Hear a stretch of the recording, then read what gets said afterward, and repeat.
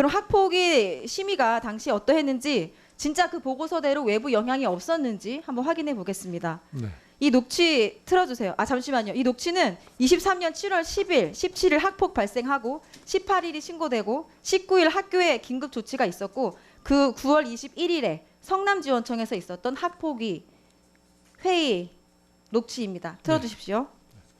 감전에 대한 부분은 지금 과장도 좀 이제 그 부담스러운 부분 같고.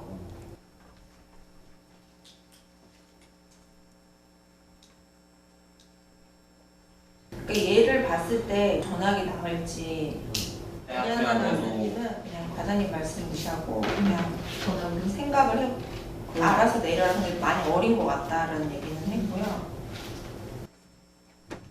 지금 들으셨는지 모르겠는데 당일 학폭위 위원들이 판정을 시작하고 나서 심각하다 이런 말들이 나옵니다.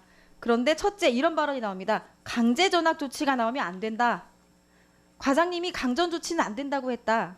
이렇게 말을 해요. 그 말을 한 사람이 학폭위 간사이건 또 이 말에 등장하는 성남지원청 과장이건 간에 그런 말들을 본인이 판단해서 했겠습니까? 어떻게 생각하십니까?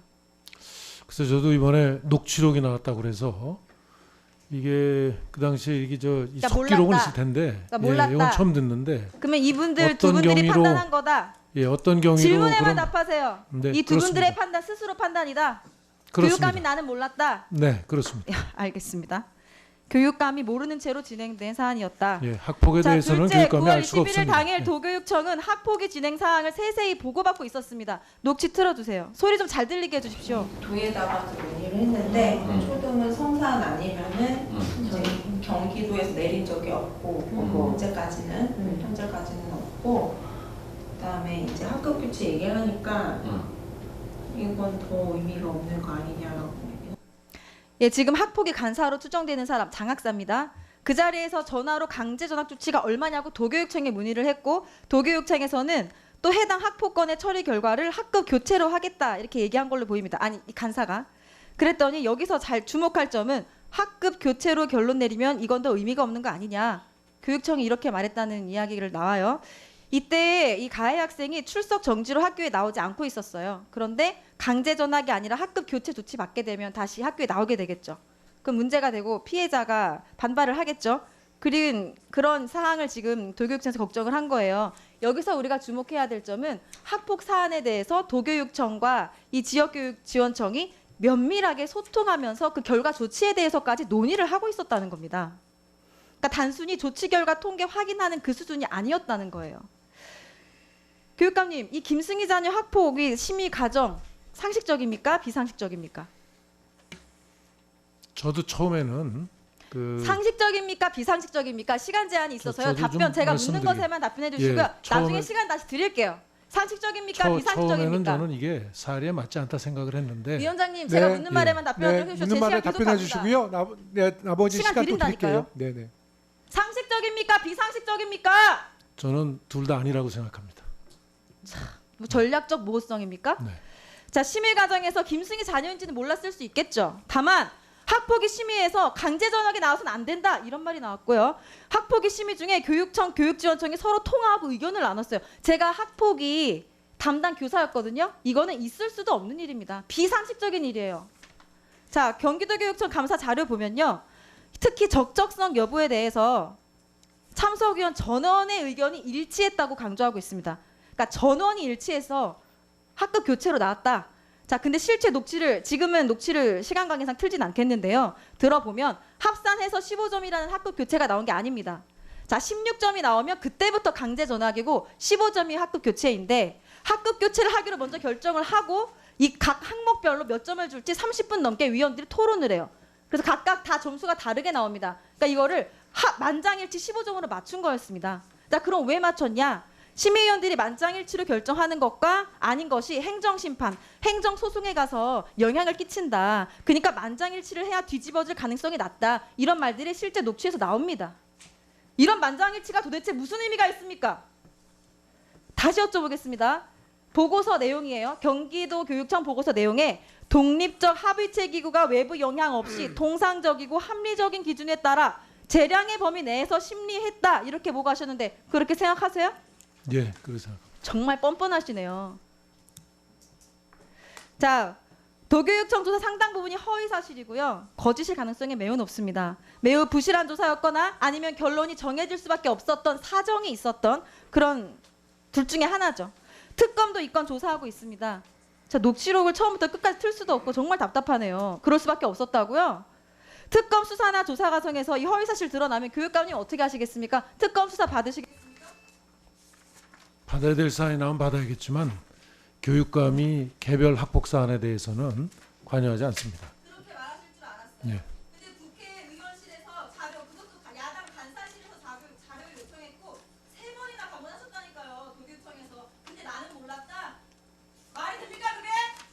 지금 도교육청에 수많은 부서에서 있는 거를 교육청이 다 교육감이 보고받지는 않습니다. 대통령실에 보고했는지, 보고했다면 누가, 언제, 누구에게 했는지 확인해서 의견서를 제출하세요.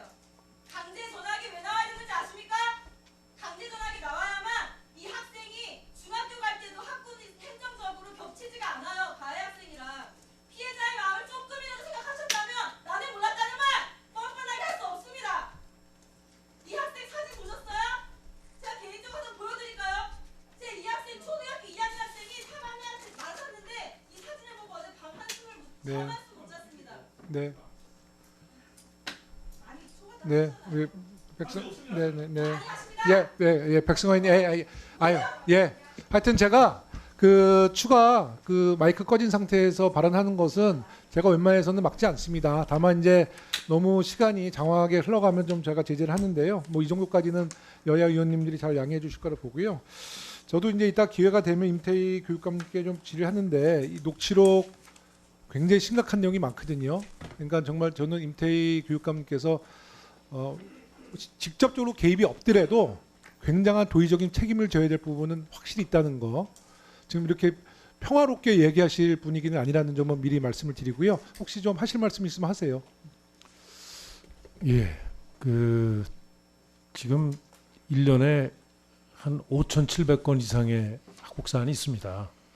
물론 이 사안 그 청와대 뭐 현직에 대통령실에 누가 관여돼 있다 하는 게 있었는데 학생들에 대해서 이 할 때는 사실은 당시에는 부모의 그 어떤 지위가 학생들에게 영향 미친다 하는 그 점은 있어서는 안 되기 때문에 대개 그 부분은 논외로 하고 심의를 하는 것으로 제가 알고 있습니다. 또 그래야 마땅하고요. 그래서 이거는 그런 차원에서 심의를 했고 다만 그 이 녹취록에서 아마 여러 가지 그 논의 내용이 있을 텐데 그 논의 내용을 보시면 저도 이 충분히 논의를 하면서 이게 그 좀 애매하지만 그렇게 누적된 이런 그 사안은 아니기 때문에 그리고 경기도에서 아시다시피 전학을 이 조치한 학폭 사안이 초등학교 저학년에서는 한 건도 없었기 때문에 아마 그런 면들을 감안해서 했는데 이게 이제 결국은 나중에 이 그 아버지가 이제 그런 그 신분이었고 해서 굉장히 좀 그 심각한 이슈가 된 것으로 저희는 이렇게 이해합니다. 그래서 저희가 이 행정감사를 했을 때에도 그 특별감사를 했을 때에도 이 절차상에 뭐 특별히 달리 적용해야 될 이유를 발견하지 못했다 하는 그 보고를 제가 받았습니다. 제가 2023년도 국정감사 야당 간사로서 처음에 문제 제기에 네, 대해서 처음 문제 됐잖아요. 제기하셨죠. 예, 그때 제가 알고 분명히 있습니다. 교육감님께 말씀을 드렸어요. 권력형 비리일 가능성이 높으니 철저히 조사해달라. 그래서 네. 우리 그 당시 임태희 교육감님께서 엄정하게 제대로 예, 처리하시겠다고 조사하고 예, 했는데 했습니다. 예. 제가 예. 이게 얼마나 엉망이고 실제로 조작한 근거까지 제가 이따 제시할 테니까 네. 지금 임태희 교육감님이 말씀하셨던 그 논리가 양심에 비추어서 볼 때 논리가 깨졌다 그러면 그 제가 뭐 어떤 물증과 증거를 제시하고 나서 판단하시고 국민께 사과할 건 사과하시고 책임질 건 책임지셔야 될 것 같습니다. 네. 이렇게 지금 태연하게 말씀하실 상황은 아니라는 걸 분명히 말씀드릴게요.